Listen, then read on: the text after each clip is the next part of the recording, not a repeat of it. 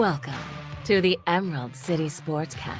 Wilson, as he throws deep downfield. It's going to be caught by Metcalf for the touchdown. Hosted by longtime Northwest sports journalist Dan Viennes. Here's a drive deep to left. He has done it again. Wow.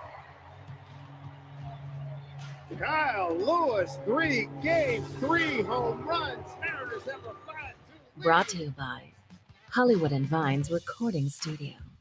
World-class audio recording right in the heart of the Woodinville Winery District. Wide receivers to either side. Russell takes the snap, drops back. He's going to throw down the middle. He's got a man. The ball is caught. Game over, baby. Touchdown. The game is over. The Seahawks are going back to the Super Bowl.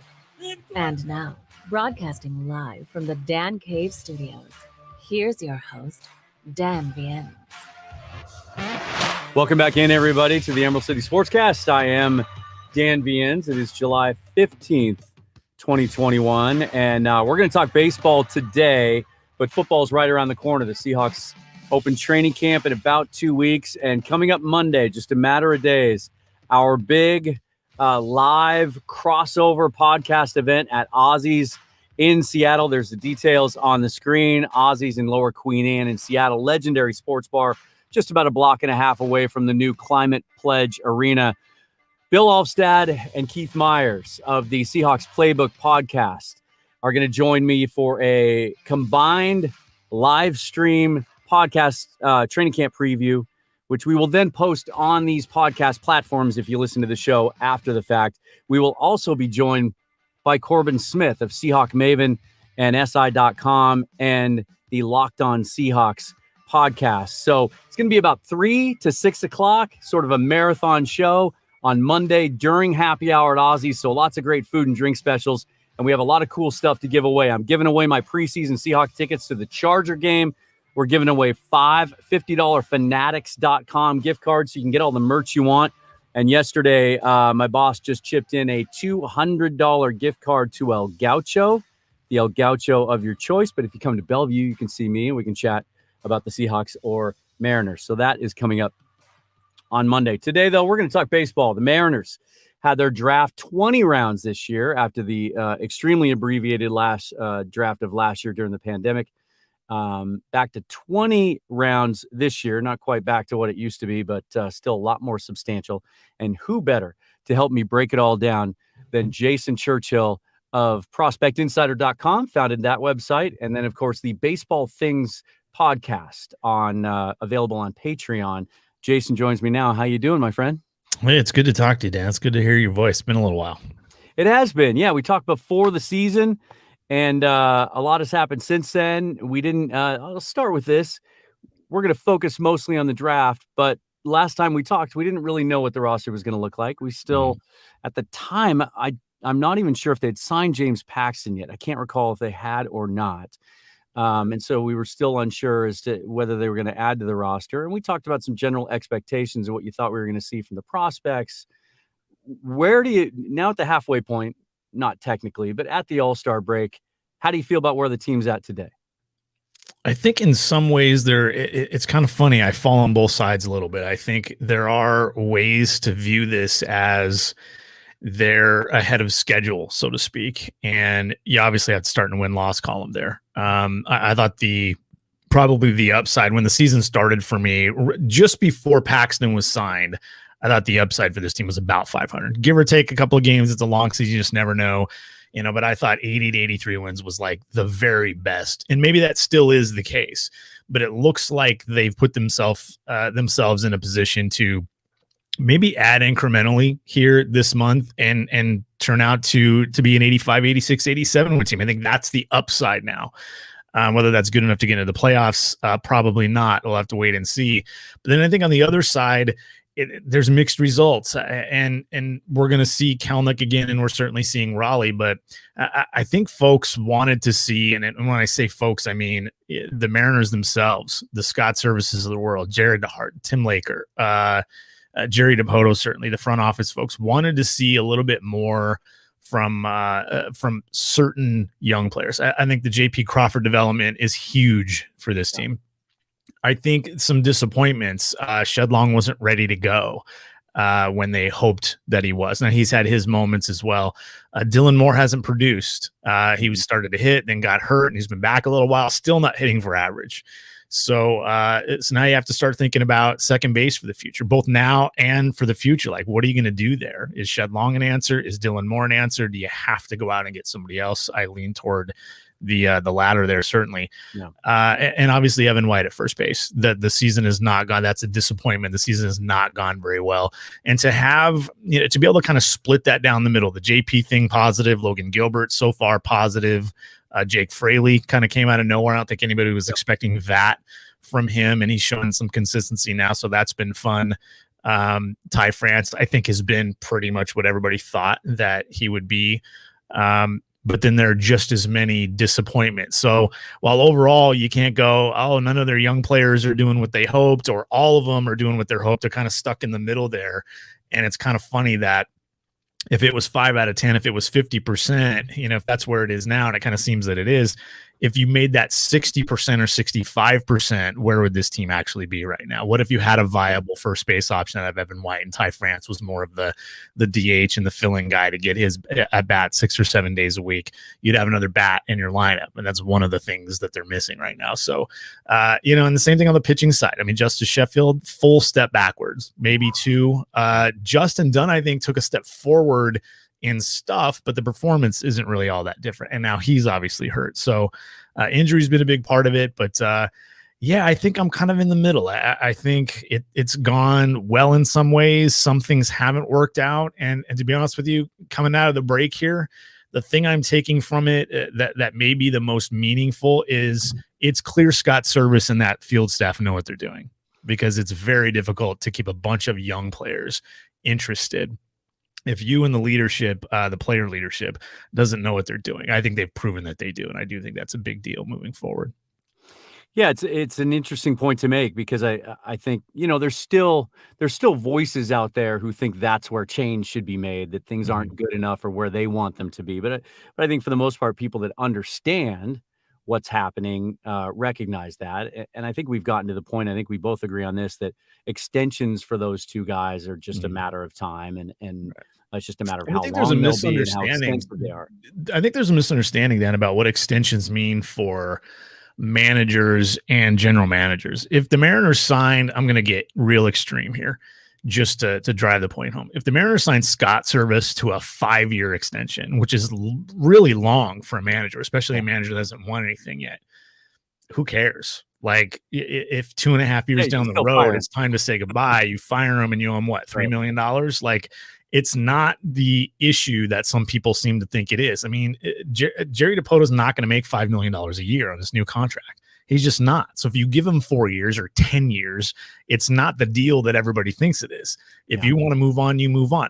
When general managers get fired, the reason why it's a firing and just not we're not bringing this guy back, we're not renewing his contract, we're not re-signing him, he's kind of walking away as a free, is because there was time left on his contract and they were like, we need to move on now, so we're just going to owe him. Yeah, that happens in all sports. It happens in college. It happens in, and to think that signing these guys to an extension now when you're not 100% sure that they're the two, that they're the group that's going to lead you back to the postseason, that's just not the way it works. I mean, when Bob Melvin went to Oakland, were they sure? No. Right. When you hired Jerry Dipoto from the start, were you sure?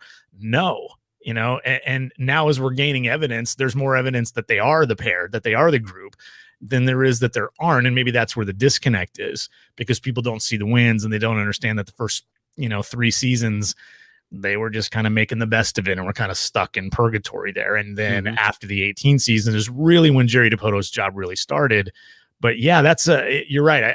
I think extensions are in order for both of those guys, but I think there's at the fan level and to some extent at the media level, there's a huge misunderstanding in what extensions actually mean for managers and general managers. It actually means very little beyond the year in front of you. Well, and the other thing that I think it's lost from a lot of people is they don't understand. We live in this fantasy, fantasy football, fantasy baseball mentality where everyone's a GM. because they all have 10 of their own teams that they manage. And it's not as much what I get from the Fire Jerry Dipoto crowd.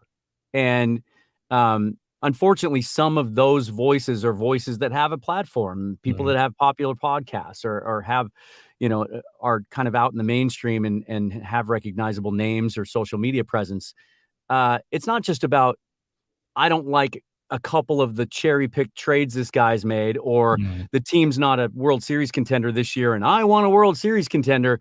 It's about organizational structure and a complete tear down and rebuild. It's not just about picking a guy who signs better players or makes better trades to your liking. It's about now you got to redo the entire philosophy of the organization top to bottom.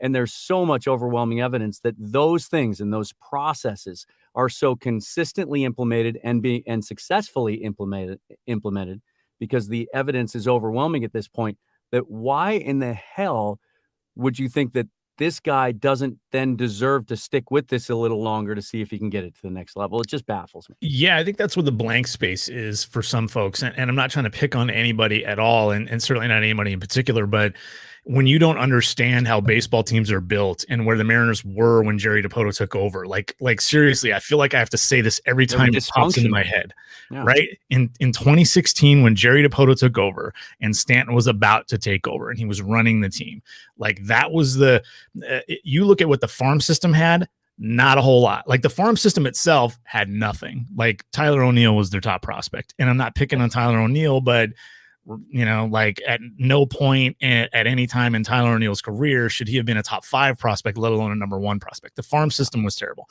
They had a few young players on the team, like Paxton was there, Taijuan Walker was there, and they tried to do some things with it. That's when the Ketel Marte and Taijuan Walker, and people pick on that deal too, Dan, and they forget that, well, you did get Gene Segura out of that, and you did get Mitch Haniger out of that. And ultimately you got JP Crawford out of that. Like, are we ignoring all of this too? Like, like you said, it's a cherry pick kind of a scenario, but that blank area that people don't really understand is Jerry Dipoto was not going to be allowed in 20. He didn't decide not to go out and spend a bunch of money. Like GMs never go, nah.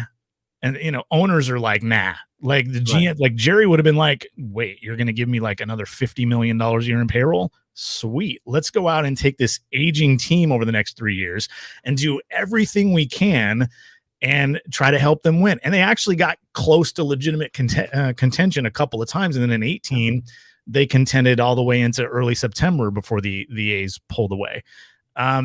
But blaming Jerry Dipoto for what Bill Bavasi and ultimately Jack Sorenzik set up for him on the farm and at the big league level, and for the contracts that were on the books. So the first 3 years of Dipoto's career here, he's being blamed for, even though it had nothing to do with him. It had literally zero to do with Jerry Dipoto. That was all Stanton saying, we've spent enough money.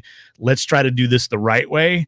And this is what Jack Sorenzik left Jerry Dipoto. Those are legitimate facts that people just do not want to admit are true because they want Jerry Dipoto out, because they don't understand, when Jerry Dipoto was hired here, that was the deal. Jerry knew that was the deal, but he also knew after these 2, 3, 4 years, whatever it takes, we're going to let you do this your way.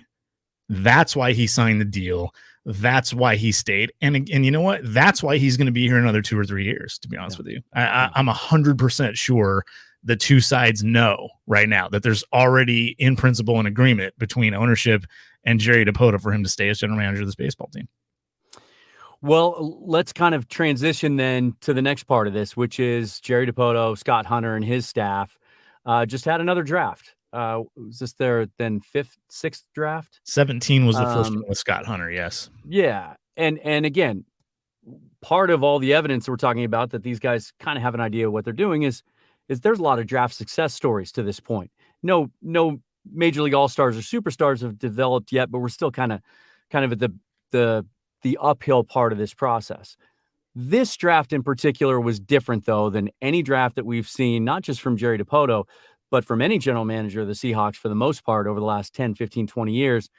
For the first time in a long time, they took a high school player, not only in the first round, but in the second round and the third round, led their draft, really built the top part of their draft around high school prospects. Before we talk about individual guys, what are your thoughts on that process, that decision, and did it surprise you?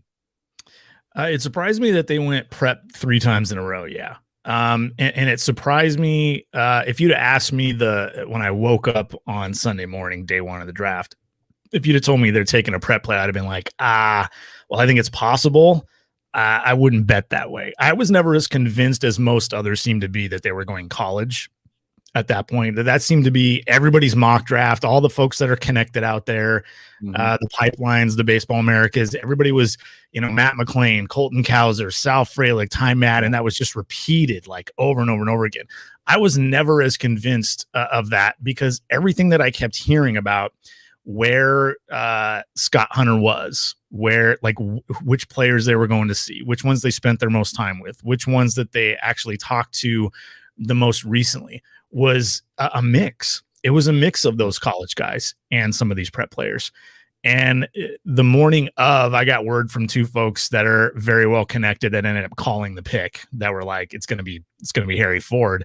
So I didn't really say anything because I didn't want to give it away. It wasn't my information to give away.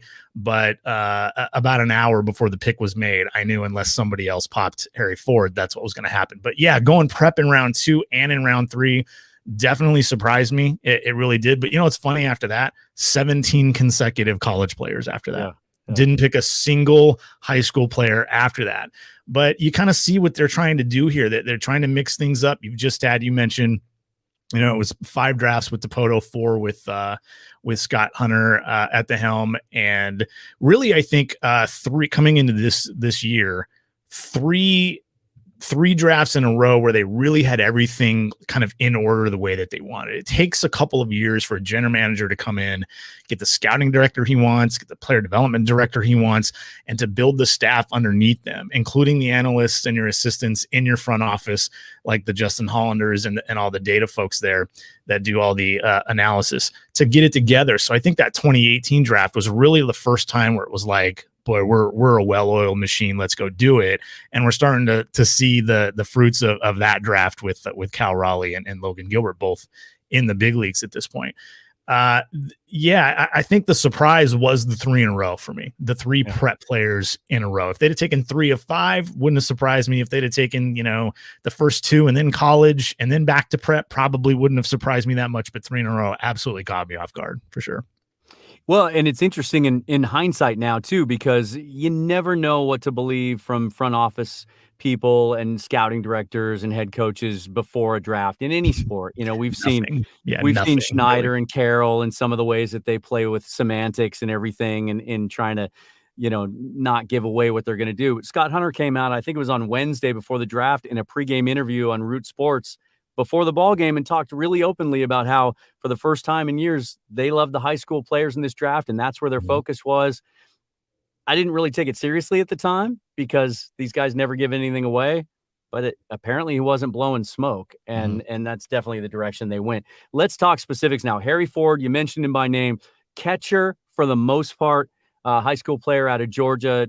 Tell us what kind of player the Mariners are getting in him. Yeah, I think, and I'm not going to be telling any secrets here. The impression that I got from the folks that I talked to that seen him on a regular basis, some of the area guys down there that saw him at North Cobb High School, were like, everybody's underrating and undergrading and selling short the power portion of this because he's 5'10" and 200 pounds. So you see strength and you see bat speed, but do you see the leverage? And that's something that's really easy to miss as a scout, is a shorter player creating the loft and leverage. But there are scouts out there that believe it's plus power that could get beyond that. And we've since heard Jerry DePoto on local radio. I believe that was Thursday morning. Jerry saying, hey, we really do believe the power is pretty big here. And when you look at the public reports that are out there by the MLB pipelines and the Baseball Americas, it's all about, big hit tool, but average power, maybe slightly above average power. But Seattle believes there's a lot more there as well. And you can see why they might have had him, ranked quite a bit ahead of where, maybe everybody else did, because they believe in that. Now, they do use a lot of data. The Mariners do more this year than even last year, but more last year than the year before. And that's just kind of the way teams are, the direction teams are moving these days. But when you look at the data on Ford's swing and the exit velocities and the launch angles and things like that. You wouldn't look at that and go, yeah, this guy's probably 5'10", 190 to 200 pounds, probably got to be a defense and hit tool guy, maybe an athleticism guy. You would go, this guy's a third baseman or a right fielder, and he's going to hit 30 bombs a year. If Harry Ford was a center fielder in high school and catcher wasn't part of his profile, the general consensus on him would have been like top 5 to 7 player. That's the conclusion that I've come to since probably the day before the draft. And I was kind of wondering at that point when I first started hearing this stuff, I was wondering if somebody in the top 6 or 8 was going to pop him. And then when I heard on Sunday morning that Ford was Seattle's guy, I just started worrying for Seattle that he wasn't actually going to be there, because I actually heard that he was their top guy in the draft. Yeah, like the whole draft. Like if Seattle was drafting 1-1, it would have been Harry Ford. I mean, that blew me away, and that sent me on a goose chase basically to find anybody else that I hadn't already talked to that had seen him extensively. And when I did, I started to understand why that was the case. Wow. Now, what makes this really fascinating and maybe even a little bit confusing is where's he going to end up on the diamond? Ultimately, you hear about his elite athleticism, that he's plenty good enough behind the plate, defensively, has plenty of arm, that he can catch. There's no questions about that. A lot of times you get these high school players, especially at that position, but even out of college, the catchers that can hit, there always seems to be a question about whether they can stick behind the dish or be effective there. There's no question about that. The question is that the best way to handle him as a player? Is that the best place to have him as far as his development goes? Will that slow down his path to the big leagues? Would it be better served to move him to another position? The Mariners, interestingly enough, announced him as a catcher/outfielder. I've read some scouting reports that think he profiles better at second base. Selfishly, I would love to think he can play third base. He said he actually played there in high school before he moved to catcher full time. How do you see that playing out? I actually think the reason the Mariners listen him as a catcher/outfielder is because they see him ultimately more likely turning into an outfielder than anything else. He's going to get an opportunity to catch, but I think what's going to happen is, like, ideally, if the Mariners get their way, he, realistically speaking, his bat develops so quickly that they just can't wait on the defense. They can't wait. It just takes a while, even for a kid with all the tools and the present defensive skills that he has at catcher. It's just going to take 3, 4, maybe 5 years for him to get from where he is to what's satisfactory even at the big league level. So I think of this and I'm not comparing the players here, but I think of this very similarly to the way Will Myers was handled, the way Bryce Harper was handled. In fact, Bryce Harper, People number 1 forget overall Harper pick, was a catcher, yeah. Right. Automatically he's an outfielder. They announced him as an outfielder because we're like, we're not dealing with this catcher BS because this bat's going to get to the big leagues really quickly. And that was a really easy scouting gig too. I mean, for Washington at the time and Rizzo there. That while it was an easy decision and very clear, you could see that happening with Harry Ford as well. Same thing with Will Myers. He was a high school catcher and it was like, this bat's too good. We can't ask this guy to go through the rigors of catching and slow down his offense. So if I were predicting, I think he plays a lot. I think he catches a lot the first year or two in the minors. And then as long as the bat's developing the way that the club believes that it should, he ends up getting moved to the outfield. And not that second base can't be it, not that third base can't be it, but it's a little bit easier on the body when you make a transition. When you go from catcher to second base, especially when you haven't played a lot of second base, certainly not enough to suggest that he's going back to a position that he's played before. It's still kind of new, and you have to learn all those little intricacies around the bag and things like that.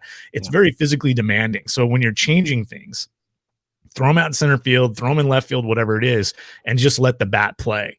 And if there are problems when you do that, you have other options. Maybe he's just better at fielding a ground ball than tracking that screaming liner that's 6 feet to his left, but head height, like that difficult one then you see if him just fielding a ground ball and moving laterally is his thing. And you can actually experiment a little bit early in his career, especially before the season starts. When you're in spring training, he gets his work at catcher and it's like, hey, go field ground balls for a little bit.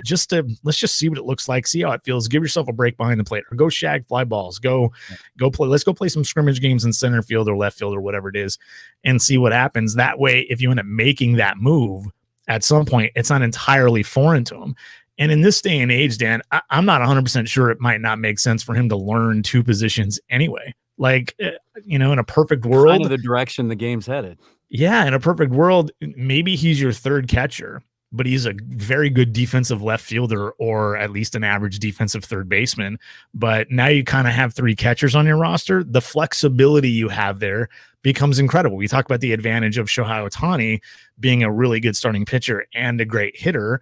But what about a guy who can play multiple positions and give you a bat, give you offensive value that plays at all of them? And ultimately, that's the upside of Harry Ford. And that actually removes some of the risk from what would otherwise be a very problematic demographic in the baseball draft. One, it's a prep player, but it's a prep catcher, which is even more problematic than prep pitchers, despite the fact that pitchers get hurt a lot. Catchers get hurt too. Prep catchers don't develop. I use the example on Baseball Things just Wednesday night.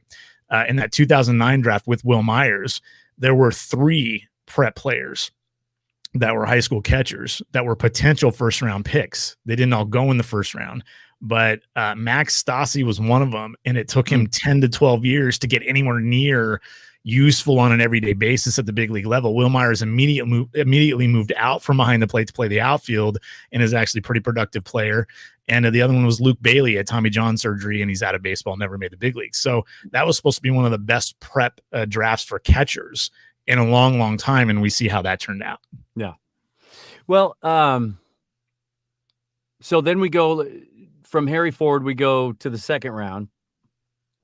And hold on, I just lost my spot here a little bit. But high school shortstop, 17 years old, out of Puerto Rico, Edwin Arroyo. Interesting profile when you read about this kid.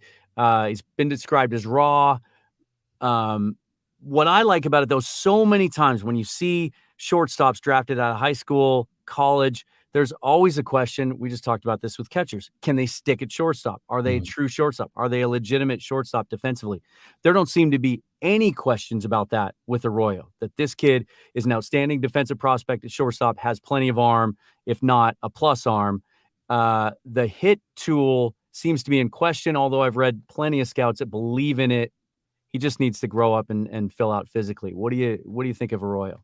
Yeah, that's the word that I'm getting to, that you just kind of have to. I mean, I think he's 176 pounds, about 6 feet tall, just 17 years old. He might grow another inch or two, the way Noelvi Marte has since he was 16, 17 years old. So we might end up talking about a 6'1" or 6'2", 190 pound athlete, which, when you just look at it from a size and a height and weight standpoint, that's a perfect fit for shortstop. You don't have to worry about him, the frame growing so big that he has to move off the position, or lack the strength, the arm strength, especially to hang at shortstop for the long term, where you have to move him over to second base. But I see a lot of offensively, I see a lot of Adam Frazier in him, to be honest with you. I know that Arroyo's a switch hitter, and right now he's quite a bit better as a right-handed bat, and Frazier's a left-handed bat, but bat to ball skills are very good. He goes the other way from both sides of the plate. He goes the other way really, really well. Has a chance to at least develop gap power, and that's going to be really important for him. You don't want a punch and Judy guy playing every day. So whether he's going to be an everyday player or a bench guy, utility type, probably depends on, can he develop a little bit of pop without sacrificing some of the hit tool. But he's really interesting. He's the switch thrower. He pitched as a lefty, but played shortstop and threw as a righty, along with being a switch hitter, which is just the strangest thing. You just don't hear about stuff like that very often. And it just goes to show the kind of hand-eye coordination that some of these guys have, and the kind of athleticism that a kid like Arroyo has. And him being a little younger, can help. I think Seattle values that. I think if Arroyo was 18 and a half, he doesn't go 48 overall and they go somewhere else. Yeah. This gives them a lot more time to not only mold him their way, but to make decisions on, do we need to move him to the outfield? Do we want to do this with his power swing? Do we want to do, it just gives you more time. And I think that comes into play with Harry Ford as well. You have a long time to fix any issues, any bad habits he might have that he learned in high school. I mean, let's be honest, these high school coaches and even some college coaches don't teach, fielders and hitters and pitchers and catchers how to do things the way that pro teams ultimately will. So there's going to have to be some changes, in the way that Arroyo goes about things, the way that Ford goes about things. You get high school kids, and that's kind of the advantage. So you see the upside in some of these high school kids like Harry Ford with the power and the hit tool, and maybe he can catch, but you have 5 years to do it without having to worry about not getting anything out of your top 2 draft picks. And that's extremely advantageous. With a college kid, you have half that. You really do. I mean, if you draft Matt McLean at 12 and in 3 years he's not in the big leagues, that pick failed. Yeah, that failed. That's not what you wanted that pick to be. And you only had 3 years to really kind of mess with McLean and tweak some things and make adjustments and work with him before all of a sudden he's out of options and he's 26 years old and this is kind of who he is. And then he turns into Brad Miller, who doesn't really do a whole lot offensively until he's like 30 years old and he's on his 4th team. So right. Only 4th? Yeah, it might be 8th or 9th, to be honest with you. Yeah, with Brad Miller. It's had a good year, though. It's been fun to watch. And then 3rd round. So the Mariners, after 3 straight years of taking a college pitcher in the 1st round, wait until the 3rd round to take an arm, and it's a high school kid, Michael Morales, out of Pennsylvania. Yeah, at first glance, I didn't love this selection because on the surface, you see a high school kid who's 6'2", 210, not a ton of physical projection left. You're not thinking he can put on 15 pounds of weight, add velocity, add durability. He's kind of already there physically. But then the more you dig and the more I asked, and I actually got some video on him from some workouts from back in May, the delivery is so smooth and easy. You can see the Mariners adding 3 to 5 miles an hour in velocity, and him ending up 93 to 96. So this is a bit of, and I said this before, but this is the process, of drafting a kid like Morales reminds me of the George Kirby pick, even though it's high school versus college, and it's a kid like Kirby who's 6'4", 6'5", versus Morales who's not and doesn't have that physical projectability. But you get a kid where you like a lot of the other things about him, and some of the traits and some of the tools that he has, including the mechanics, suggest to you we can get more velocity out of this kid and completely change his profile. Because when you think about it, like 90 to 92 on the fastball, that's not going to excite anybody unless the kid's like 6'5" and 190 pounds, and you can add some weight and strength and do some things with delivery. When you see 6'2", 205 like that, you're thinking he's kind of maxed out in a lot of ways. But when you dig a little deeper into the data, into the delivery, I totally understand what the Mariners are trying to do here. I totally understand what they're trying to get out of Michael Morales. And I actually think he's going to end up being over slot, and that they probably got a steal here in the 3rd round, because I heard a lot of there were some clubs in the 30 to 35 range that were strongly considering Morales as a slightly under slot at that particular point. And Seattle got him in the 3rd round at 83, where slot is like $730,000. I think they're going to have to pay him $1 million. Well, and I was going to ask you about that next. It's reportedly they've already reached agreement for exactly slot with Harry Ford. Doesn't sound like there's going to be any issues getting Arroyo signed, but Morales might take some work. Yeah, but I think they've planned this out. I think there's a chance that Arroyo comes in under the 155, I think it is, at slot. It's possible there too.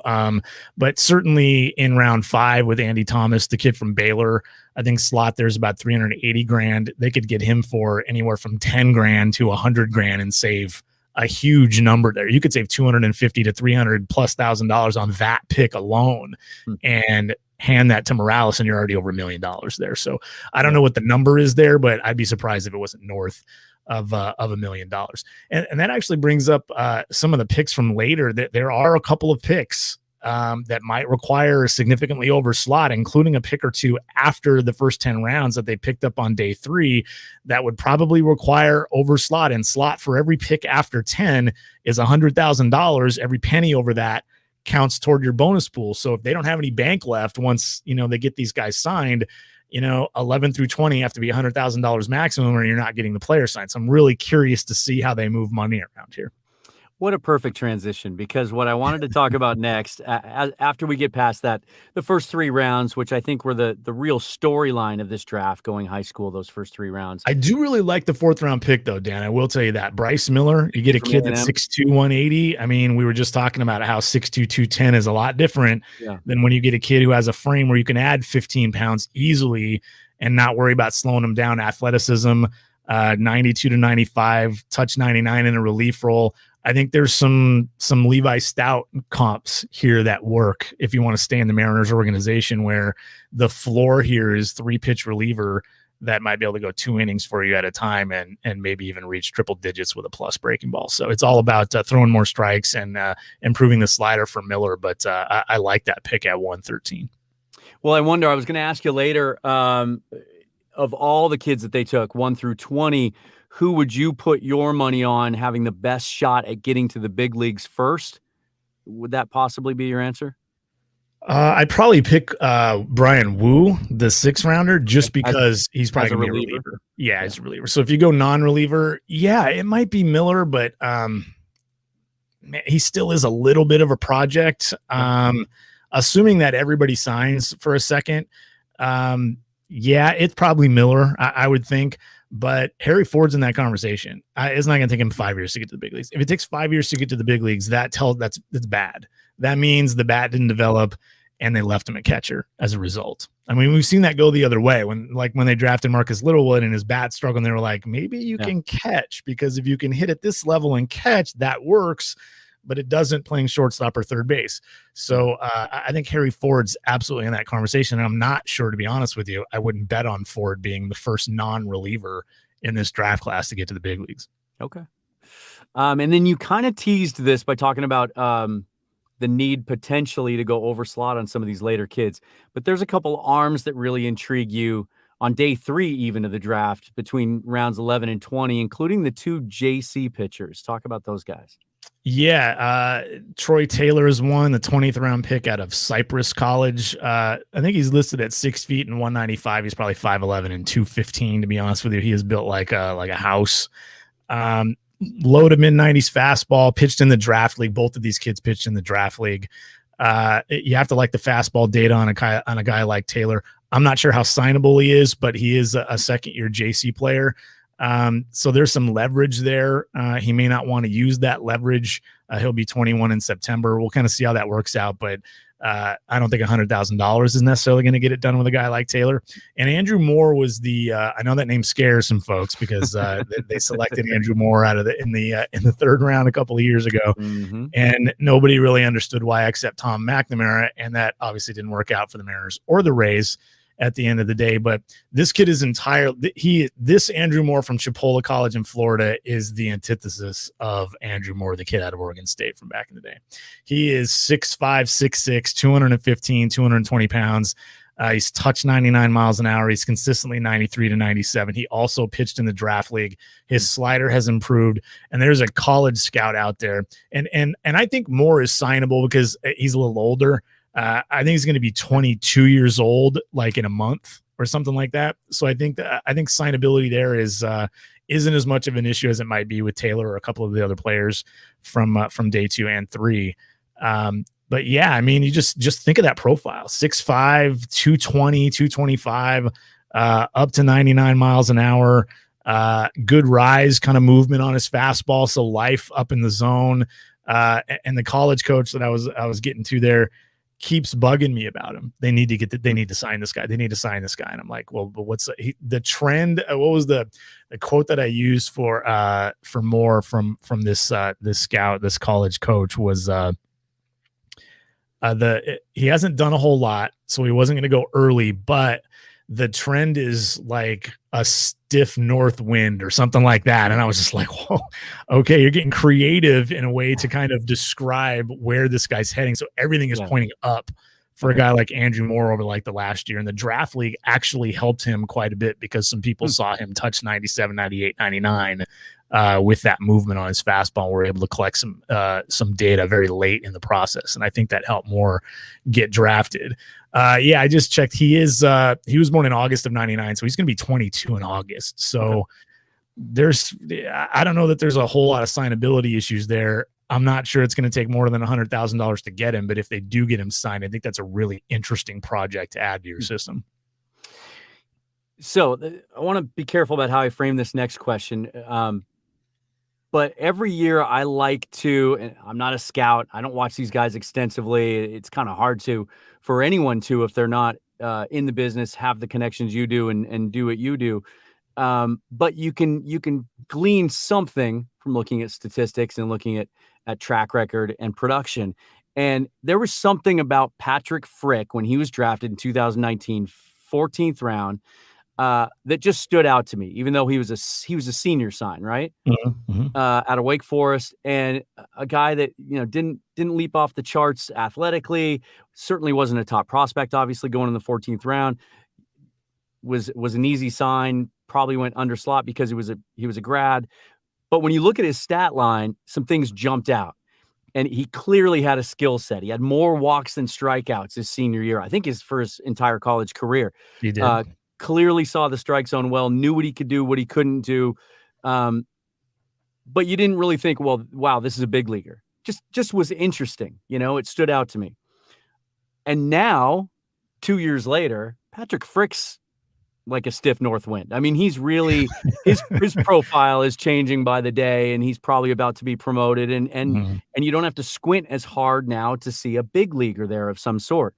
Are there any guys in this draft out of these 20 rounds that kind of remind you of that we haven't talked about yet, that might not leap off the page, but that you can see have a chance to change their profile and maybe surprise us by being a big leaguer one day? Yeah, there might be some signability issues with these two that I'm about to bring up, but James Parker, the 8th rounder out of Clemson, right-handed bat, 6'1", 205, probably can handle shortstop, might have to move to second or third, but he's started to add power to his game, and that's made him really, really interesting. I think he hit 8 home runs this year after hitting like 4 combined his first 2 years in college. And you see the bat speed, you see the torque, you see the swing. So he's really interesting. 12th rounder Corey Rosier, who he might be the most difficult of their picks to sign. He's a draft eligible sophomore out of UNC Greensboro. So not only does he have next year to go back into the draft and still have leverage, but he has an additional year after that with leverage because of the extra year the NCAA gave kids last year. So there's tons of leverage here. And if I were him, unless the Mariners are offering me like $300,000, which would take an extra $200,000 to do, I'm going back to school for a year. He hit, if I remember correctly, he hit over 350, had 12 home runs, 27 extra base hits, something like that, showed some speed. He's a really interesting kid who could end up, surprising some folks.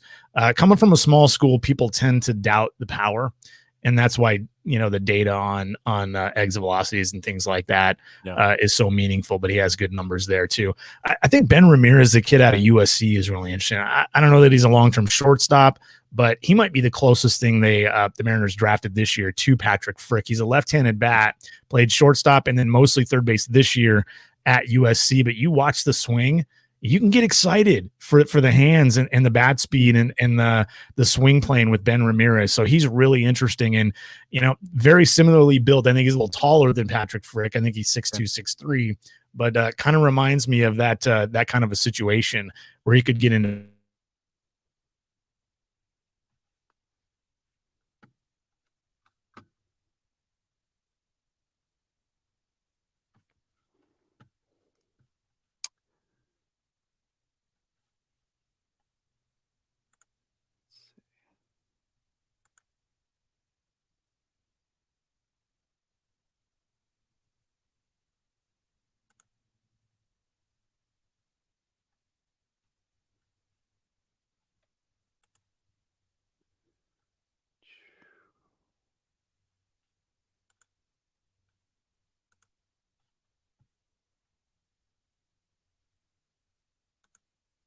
Okay, so we've lost Jason Churchill, a little technical difficulty with the signal, so I've kicked him out for the time being. He should be able to hop back in, hopefully. Got a couple more questions for him. Of course, we've touched on it. Cal Raleigh officially called up. He'll make his major league debut tomorrow night in Anaheim. And Jerry DiPoto confirming this morning on his radio show that Jared Kelnick is being called up for the second time after struggling so mightily his first time up and then going back to Tacoma and really kind of putting some things together and destroying AAA pitching. He'll be up again Friday. So it'll be fun to see the first lineup for the Mariners at the big league level anyway, with Raleigh and Kelnick involved at the same time. Hoping to get Jason back in. Want to ask him about another draft prospect. And then we're going to move on, talk about the second half a little bit. But let me take a moment to talk about our show coming up on Monday. Again, if you haven't heard, Bill Alfstad and Keith Myers of the Seahawks Playbook podcast. They've got like 250 episodes to their credit. I think it's the best Seahawks podcast out there. And we had an opportunity where Bill's coming up to visit the Seattle area, to visit some friends and family. He lives down in Phoenix. And so we started kicking around this idea and came up with the thought that let's do a combined show. And then that turned into let's do a live combined show. And then that turned into let's find a cool venue. And that turned into let's invite guests. And now it's a 3-hour extravaganza where we're going to break down the Seahawks heading into training camp. Corbin Smith of Seahawk Maven will be joining us as well. That's Monday at Ozzy's Tavern in Seattle at 105 West Mercer from 3 to 6 on Monday. Take advantage of happy hour. We've got tons of giveaways. Get there early. You can chat it up with us and share a cocktail, or stay late and we can talk some Seahawks as well. Looks like Jason is back with us. Let's get him back in here and see if the gods are going to agree with us. And I am still having an issue getting him in here.